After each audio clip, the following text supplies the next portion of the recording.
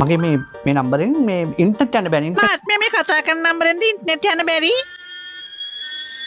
You are not ready for this. යකෝ කතා කරන නම්බරේට තමයි යකෝ ඉන්ටර්නෙට් නැහැ කියලා සෙන්ටර් කිව්ව මගේ නම්බරේට කියලා කිව්ව ඒකනේ. කොහොමද නැත්නම් මේ අපේ තෝගේ ආච්චි මැරිච්චලා ඒ බබා 7000 සම්මතන් ගාපකගේ හොර ගෑරිගේ නම්බරේට ඉන්ටර්නෙට් නැහැ කියලා කියනවා මේ තකාරිය ඔෆිස් ටයිම් එකේ ඉඳලා කෝල් කරනවා කියලා තොපිට. ඔව් මේ කතා කරන නම්බරේ තමයි මේ ඉන්ටර්නෙට් වැඩ කරන්නේ නැත්තේ. මහත්මයා මට වෙලාව දුරකථනය රැඳී ඉන්න පරීක්ෂාවක් කරනකම් රණී නැත්නම් තොපි ඔක හොර දෙන්නේ නැහැ. තොපි ඕක සිස්ටම් එකේ බඩ වෙනකම් හරි ප්‍රශ්නයක් නෑ මට ඉන්න පුළුවන්. හරි. මහත්මයා දුරකථනය රැඳී හිටියට ස්තුතියි. ඔව්. මහත්මයා දුරකථනය ඕෆ් කරලා ඕන් කරලා බැලුවද?